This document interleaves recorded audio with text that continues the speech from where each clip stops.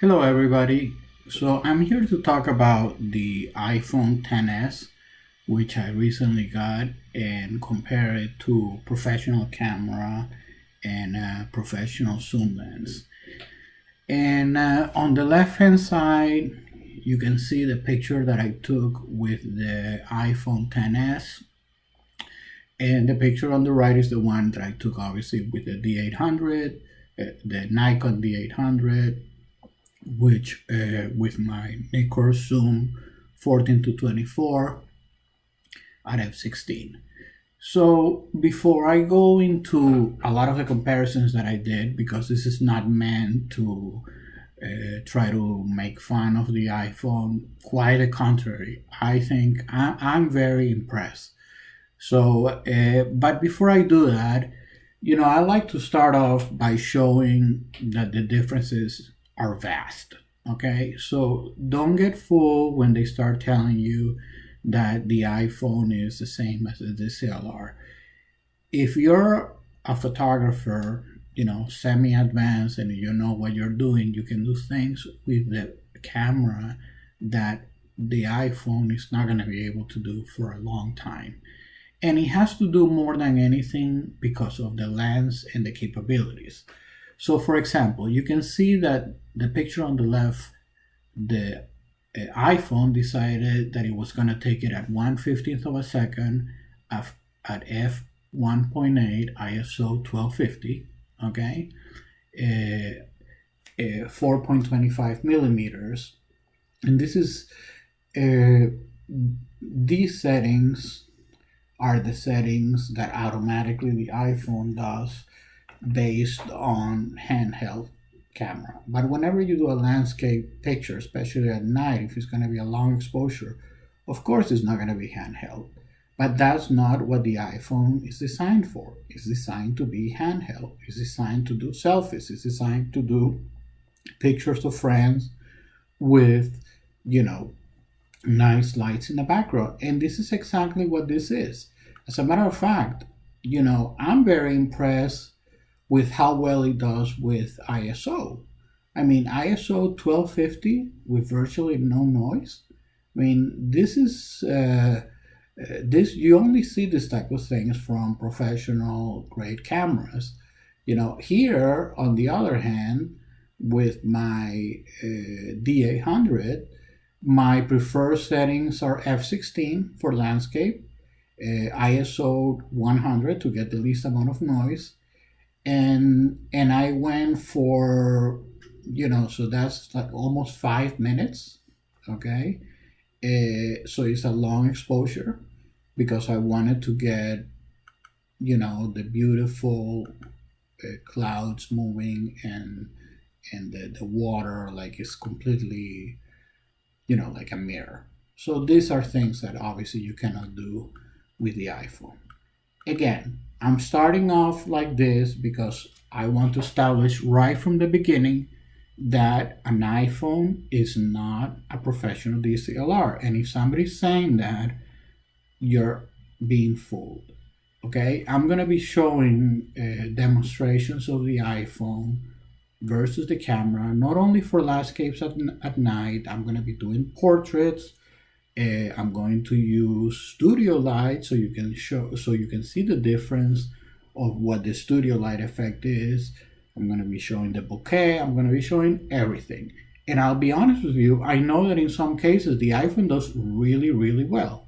Okay, but when you have photographers that are experienced, and by the way, I'm not, there's photographers that are 10 times or 100 times better than me. So I'm not, a star when it comes to photography. I just happen to have experience and kind of know a little bit of what I'm doing.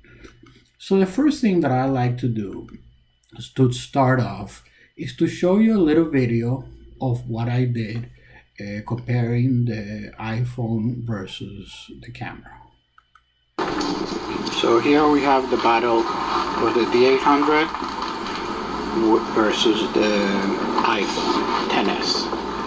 So first of all, we're going to put, everything is on automatic. I'm going to put it on the timer, 3 seconds.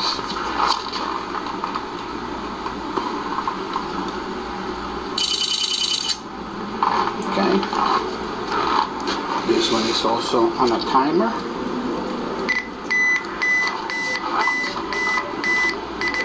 It's also on auto mode.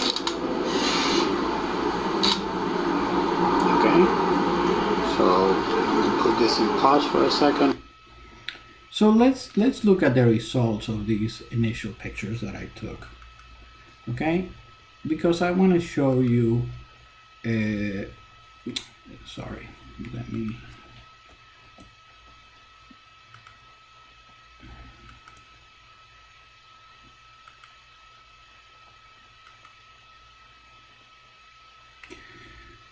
So, so this is the result of the first picture. 1/15. You already saw before how well the iPhone did.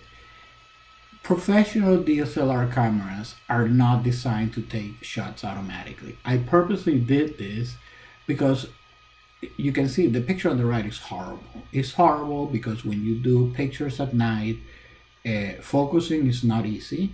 So, you know, going to 2.8, shallow depth of field, you know, the ISO, I had to, by the way, the metering is very different between the iPhone and the iPhone and a camera. I mean, I noticed that it was completely underexposed. Okay, sorry, I'm trying to, let's see, underexpose it a little bit because it's actually too, I went a little bit too much. So this is more similar. Yeah, I'm trying to put it close enough. So, I mean, the professional DSLRs are not meant to be shot in auto mode, okay? If you're shooting a professional DSLR in auto mode, I'm sorry, but you're really, it's like driving a Lamborghini and putting in automatic and going at 20 miles per hour. That's not, you know, those are not the capabilities of professional cameras. But here we're here to talk about the iPhone, because most people who are watching this video are really interested about how good the camera of the iPhone is. And I have to say, it's pretty good. Okay, look at the sharpness, very good. ISO 1250 versus 6400. 6400, of course, is a lot higher, but yeah, I mean, the ISO is not going to be as good as a professional camera, but the handling of noise, but on the other hand, is pretty good. Okay, so overall, by the way, the iPhone XS automatically is taking an HDR. HDR basically means that it takes like 6 pictures. I think in the case of the iPhone, takes like 10 pictures, and then takes the best one and blends them so that it can get, you know, the highlights and the shadows, everything well exposed. So you see here how this boat here is well exposed, or much better exposed than the one on the right. Well, yeah, because this is, and by the way, these are unedited. So if I on Lightroom, the dynamic range of the Nikons are, in my opinion, the best. So I can get all this detail in. But again, I want to show how well, you know, the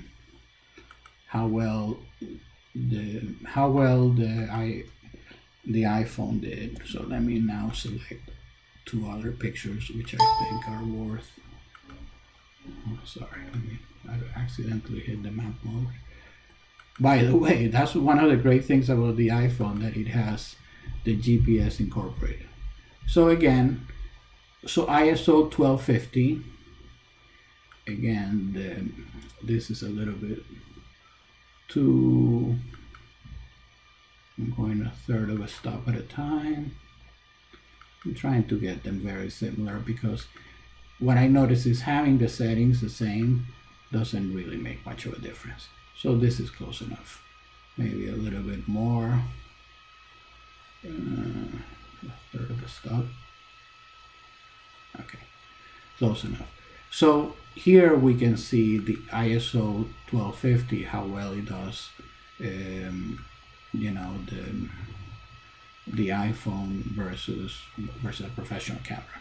By the way, the other thing that I did with my Nikon that I didn't like doing is I shot in JPEG, and I usually shot in RAW. See, this picture is even out of focus because whenever you go at 2.8 and you shoot like an automatic point and shoot, and you just let the autofocus in the dark doesn't work well. But on the other hand, let's give credit to the iPhone. The autofocus in the dark did really well. Okay, so kudos to the iPhone, and the ISO did really well. So now I'm going to show you another video, okay, that I did shooting the two cameras. So the best way that I could put the settings exactly the same is you have here 1 second and ISO 500. So now click here. Actually, I'm going to put it with a timer. So it's a 10-second exposure. Here, what we did is we have the same thing. So we have ISO 100, 1 second, which is 2.8. Definitely not what we want, but anyway.